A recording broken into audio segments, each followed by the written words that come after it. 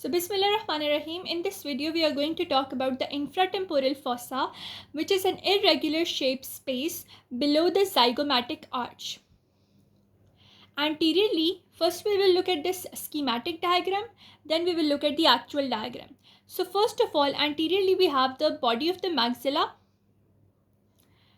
then roof it is formed by greater wing of the sphenoid. Anteriorly, mainly we have the body of the maxilla and its posterior surface. This whole black region that I've shown is the infratemporal fossa, and the posterior surface of body of the maxilla is forming its anterior boundary. Its roof is actually formed by the greater wing of the sphenoid bone. Its lateral side is made up by this mandible bone or the ramus of the mandible bone. The medial side is made by the lateral pterygoid plate and the pyramidal process of palatine bone. Again, anteriorly, body of the maxilla and its posterior surface. The roof is formed by greater wing of sphenoid. Lateral side is formed by this ramus of the mandible, and medial side is formed by this lateral pterygoid plate and the pyramidal process of the palatine bone. Now we have the infratemporal fossa. This was the temporal fossa that we discussed in the previous video. Now for the infratemporal fossa, as I told you, it is just below the zygomatic arch.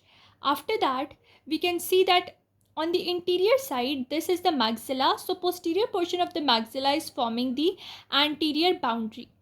Then the medial boundary cannot be seen in this video, but I told you it was the pyramidal process as well as the lateral pterygoid.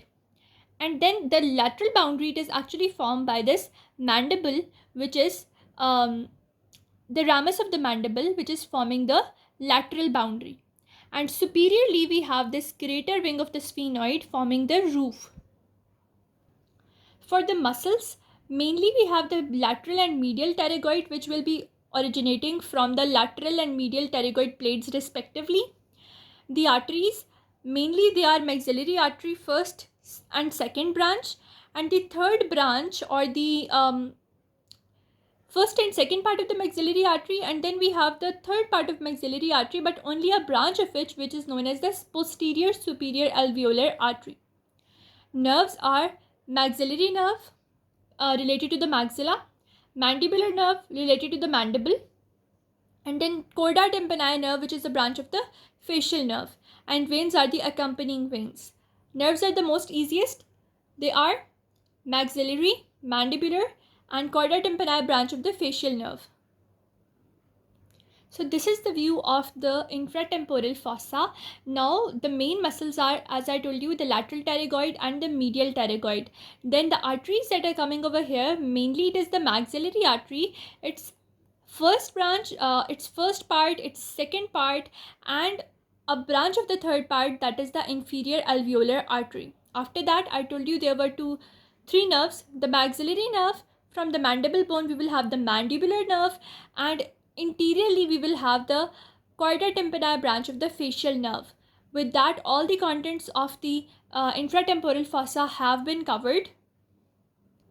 And if you want to take a screenshot of the notes, you can from this photograph. I hope you understood each and everything related to the infratemporal fossa. In the next video, we will discuss the bony landmarks of the lateral portion of the skull.